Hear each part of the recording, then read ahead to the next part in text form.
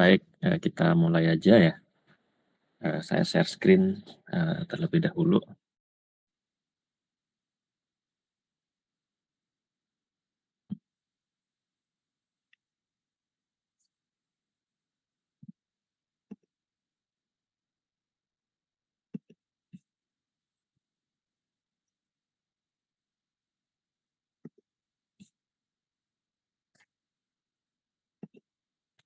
Ini bisa terlihat di PowerPoint? Terlihat, Bapak. Oke, baik. Hari ini hanya sebentar saja, ini tinggal sedikit aja. Terus untuk besok mungkin nanti sekitar jam 9 mungkin gitu ya. Jadi akan muncul di Google Classroom. Besok isinya hanya tugas saja. Nanti sudah saya tulis, sudah tugasnya apa. Hanya satu soal ya terkait dengan teori kromatografi.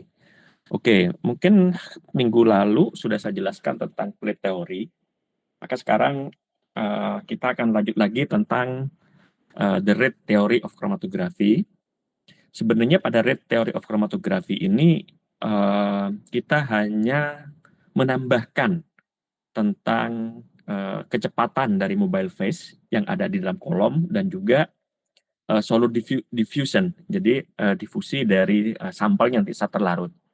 Kenapa? Karena kecepatan mobile phase dan difusi solid ini is not considered in the plate theory. Sehingga dalam kromatografi modern saat ini kemudian dipertimbangkan. Jadi ada persamaan pertama itu dikenal dengan Van Deventer gitu ya. Jadi Van Deventer equation gitu. Oke. Nah, ini sebenarnya kenapa red theory of chromatography diperlukan. Seharusnya kalau berdasarkan plate teori, maka gambarannya tuh peak kromatografi, jadi kromatogram itu seperti ini. Ya, seperti ada T0 ini. Ini semua gambaran pada yang plate teori yang sebelumnya sudah saya jelaskan. Ya, bagaimana menghitung luasan dan segalanya begitu. Tetapi pada kenyataannya ya, the peak kromatografi ini bisa berbentuk seperti T1 di sini. Ya, seperti Gaussian curve. Atau bahkan seperti pada T2. Jadi di sini terjadi lebar puncak yang sangat besar. Nah, adanya T1 dan T2 inilah yang kemudian bahwa kita harus memperhitungkan itu tentang rate theory. Jadi teori laju. Di sini kita harus mempertimbangkan velocity of the flow rate. Nah, dari sini berarti kan terjadi pelebaran puncak di sini, ya. Sekarang apa penyebabnya gitu, ya? Jadi penyebab dari pelebaran puncak sehingga menjadi yang seperti pada T1 dan T2. Baik penyebab ini bisa bersifat fisika, bisa juga bersifat kimia. Ya, atau kita kenal sebagai peak broadening gitu ya. Jadi pelebaran. Ya. Jadi peak broadening. Apa yang berkontribusi terhadap peak broadening ini secara fisika maupun kimia. Oke. Jadi pertama ada dua hal ya yang sebenarnya berkontribusi pada peak broadening. Yang pertama terkait dengan non-kolom, jadi tidak berkaitan dengan kolom ya, non-kolom broadening. Yang kemudian ada kolom broadening. Nah, kalau non-kolom broadening ini karena dispersi analit. Jadi adanya dispersi analit. Kenapa? Ini. Jadi pada injektornya dead volume-nya terlalu besar misalkan. Ya. Dead volume-nya terlalu besar. Jadi ini nanti akan berpengaruh pada TM juga.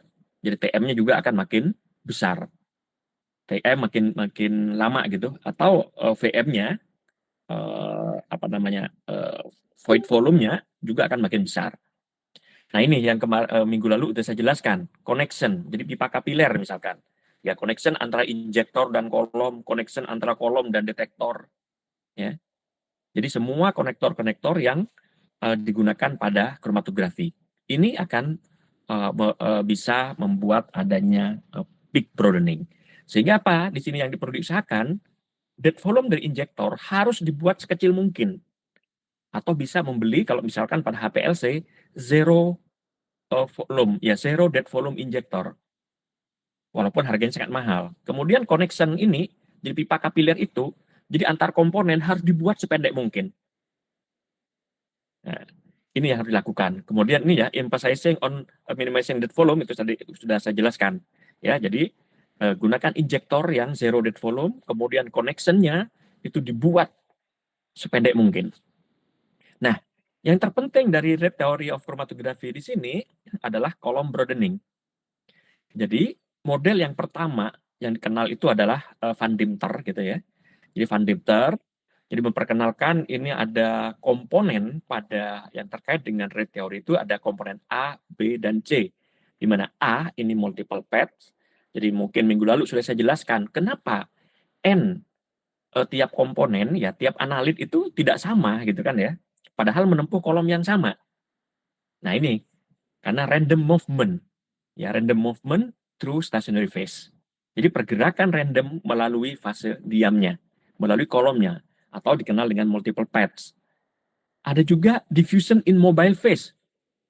Jadi apa namanya? Jadi analit terlalu besar di awal gitu ya, terlarut di dalam mobile phase.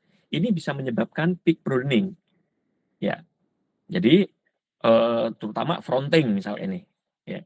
Ini disebut dengan longitudinal diffusion. Kemudian interaksi. Ya, jadi interaksi dengan fase diam yang terlalu kuat atau mass transfernya itu nggak bagus. Jadi perpindahan massa nggak bagus, maka akan menimbulkan peak broadening juga yang umumnya di sini adalah tiling. Ya, jadi minggu lalu saya jelaskan tentang tiling. Jadi pelebaran di akhir. Nah, kalau yang B itu lebih banyak kontribusi di fronting. Jadi pelebaran puncak di awal. Jadi yang B ini sebenarnya interaksi dengan mobile phase, yang C interaksi dengan stationary phase, yang A itu adalah pergerakan random dari ujung kolom yang satu ke ujung kolom yang lainnya. Faktor-faktor ini yang harus diperhitungkan. Jadi gambarannya seperti ini, ya. Jadi X dan Y ini menempuh jalur berbeda di dalam kolom.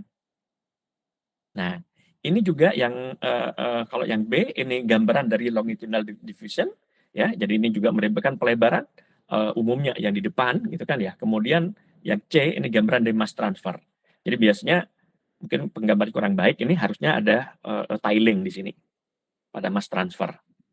Nah, ini Van Damter equation itu seperti apa? Ya.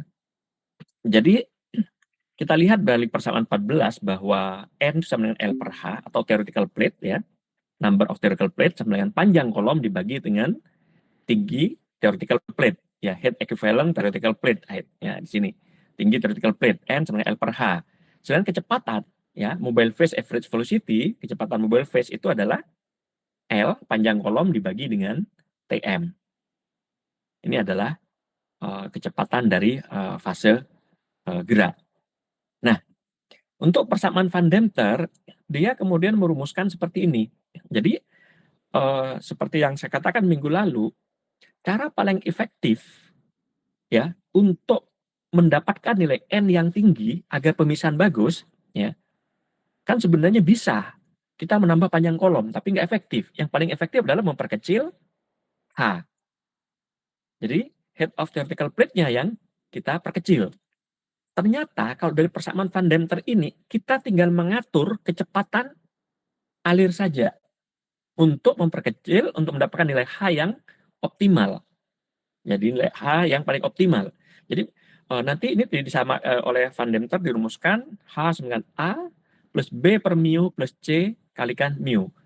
Kita perhatikan faktor ini ya yang dipengaruhi oleh apa namanya kecepatan alir fase gerak itu sangat besar. Sebagai contoh ya, kalau di sini kecepatan alirnya tinggi, maka CU-nya besar, tetapi yang B per U-nya itu akan kecil. Ya kan? Sehingga di sini ada yang kontradiktif ya antara C per mu, B per mu di sini. Mu-nya tinggi, maka faktor C kali mu-nya tinggi. Tetapi di satu sisi B per mu-nya itu akan kecil. Ya kan? Nah, inilah kenapa perlu kita cari kecepatan yang optimal untuk mendapatkan nilai H yang minimal. Ya, jadi kecepatan minimal untuk mendapatkan H yang minimal. Sehingga kita bisa menggambarkan di sini ya hubungan antara H dan mu. Ya, jadi seperti H di sumbu di sumbu Y-nya, mu-nya di sumbu X. Ya. Oke, ini saya lompati saja ya. Ini hanya teoretikalnya aja. Oke. Ini teoritikal hingga mendapatkan ini H sama dengan A plus B per mu plus C kalikan mu. Jadi ini yang multiple path tadi yang sudah saya jelaskan. B per mu itu adalah longitudinal diffusion dan Cu ini adalah mass transfer. Si mu. Ya. Oke. Nah, jadi seperti ini nanti. Dibuat plot seperti ini. Yang sumbu X adalah kecepatan dan sumbu Y adalah theoretical plate. Maka nanti akan didapatkan seperti ini. Ya, gambaran seperti ini. Jadi kalau misalkan kita menguji dengan menggunakan HPLC misalkan, atur aja kecepatan. Jadi berbagai macam kecepatan alir kita ubah-ubah gitu ya. Kemudian kita hitung H-nya. Ya. Diplot terhadap H. Jadi kan nanti dari ini ya, N sama dengan L per H gitu kan. Jadi H sama dengan L per N. Nanti kan ada pasti setiap kecepatan pasti kita akan memunculkan peak. Masa kita bisa hitung kromatogramnya itu N-nya bisa kita hitung kan begitu. N-nya bisa kita hitung, kolomnya kan sudah tetap panjangnya. Maka nilai H bisa kita dapatkan. Nah, nanti di plotting berbagai kecepatan hanya di plotting akan didapatkan seperti ini. Nah, di sini nanti kita cari berapa kecepatan yang optimal. Ya, kecepatan optimal pasti di sini menghasilkan nilai H yang paling kecil. Ya, jadi dengan teori laju ini, we want N highest and H lowest. Ya, jadi ini lebih sederhana lagi dengan menggunakan teori laju. Kenapa? Karena kita cukup mengatur kecepatan alirnya saja. Ya. Kemudian di plotting di sini untuk mengetahui yang mana yang optimal. Sehingga kita bisa mendapatkan H yang kecil. Nah, ini yang besar pengaruhnya terhadap efisiensi kromatografi. Ya, jadi ada dua hal ya, selectivity dan efisiensi. Jadi efisiensi first. Jadi di sinilah kita bisa mendapatkan nilai yang kecepatan alir optimal dan mendapatkan nilai H yang minimal. Jadi persamaan Van Deventer ini cocok untuk liquid kromatografi. Ya, umumnya ini akan paling tepat gitu ya untuk liquid kromatografi. Ya, karena di sini adalah ada menggunakan packet column. Nah, kemudian berkembang lagi ya selain Van Deventer equation itu ada Hawk equation. Nah, kenapa Hawk equation ini membuat sendiri? Ini biasanya cocok untuk yang capillary column, di mana capillary column ini seringkali dipakai di gas kromatografi. Jadi di tengahnya tuh bolong kolomnya. Karena fase diamnya ditempel di dinding kolomnya. Ya, jadi itulah kenapa tidak ada A di sini. Nah, kenapa? Jelas sama nih rutenya, tidak ada multiple path-nya itu tadi. Ya, tidak ada partikel di dalam kolomnya. Ya, ini tidak menggunakan packing kolom. Jadi tengah-tengahnya kolom itu bolong karena fase diamnya ditempel di permukaan dalam bagian kolom. Maka dari Hawk equation kemudian merumuskan H sama dengan B per mu plus C kalikan mu, di mana C ini ada dua, CS per CM. Jadi CM nih mass transfer for mobile phase, CS mass transfer for the stationary phase. Nah, ini juga nanti dibuat hubungan antara sumbu X dan sumbu Y-nya ya. Sumbu X-nya adalah mu, kecepatan fase gerak, dan ini sumbu Y-nya adalah H. Kita nanti akan mendapatkan berapa kecepatan alir yang optimal. Ya, kecepatan alir optimal ditandai dengan H yang minimum. Ya, jadi H minimum diplot, nanti kita mendapatkan kecepatan alir yang optimalnya. Oke, itu Hawk equation. Ya, ini cocok untuk yang gas kromatografi. Kemudian ada Knock equation. Jadi Knock equation ini cocok untuk keduanya, baik liquid kromatografi maupun juga di juga di gas kromatografi. Ya, tapi karena ada faktor A, artinya di situ kolom kromatografinya biasanya di situ mengandung partikel, gitu ya. Jadi di sini Knock equation jadi dirumuskan H sama A kalikan mu pangkat sepertiga plus B per mu plus C per mu. Jadi di sini sedikit berbeda ya dengan yang Van Deventer. ya Van Devter memang lebih cocok di situ hanya khusus untuk liquid kromatografi. Ya. Jadi lagi-lagi untuk mendapatkan nilai H yang minimal, kita membuat kurva nanti hubungan antara mu ya dengan kecepatan atau mobile phase velocity dengan nilai H yang merupakan sumbu Y-nya. Ya, di situ nanti bisa diperoleh mu atau kecepatan alir dari mobile phase yang optimal, ya, di mana nilai mu yang optimal tadi menghasilkan nilai H yang minimal. Nah, sehingga dengan H yang kecil, ya, sedangkan dengan H yang kecil di sini, maka N-nya itu akan diperoleh paling besar atau paling tinggi. Nah, itu ya sebenarnya. Nah, nanti ini bisa dibuat latihan ya. Complete the following table. Ini adalah N. Jadi NB ini ada alfa, ke aksen ada R. Jadi nanti kan ada sudah di apa namanya di kuliah sebelumnya di sini. Nah, di sini ya. Jadi bisa dilengkapi nanti ya buat latihan ini. Ya, nanti bisa dilihat. Jadi berapa ini ke aksennya R-nya berapa. Ini terus ya. Nah, di complete the following table nanti yang terkait dengan tugas ada hubungannya dengan ini. Ya. Kalau bisa mengisi tabel ini maka akan bisa mengerjakan. Ya tadi persamaan sudah ada. Nah, ini contoh ya. Some studied the efficiency of GC separation of two butanol on the nonil phthalate column. Ya. Ini evaluating the plate head of the function of the fluoride give the Van Devter equation of which. Jadi ini apa namanya menggunakan persamaan Van Devter, diperoleh nilai A itu 1,65, B 25,88, ya kemudian C 0,0236. Ini prepare graph of X versus mu for fluoride in the range 5 to 120 ml per menit. Jadi ini bisa kalian buat di Excel. Kan Van Devter kan udah jelas ya, H sama dengan A plus B per mu plus C per mu. Jadi buat misalkan di sumbu X-nya 5 sampai 120. Jadi 5, 6, 7 hingga sampai 120 ml per menit. Berapa nilai H-nya?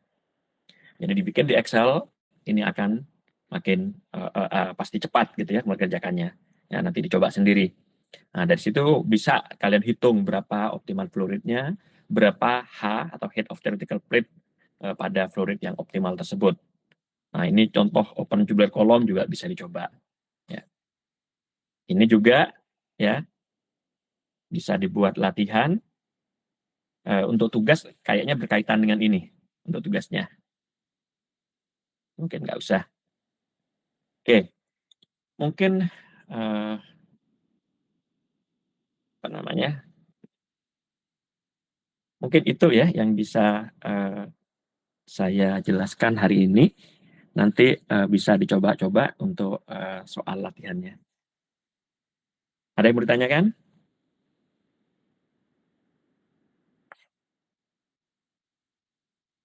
Cukup?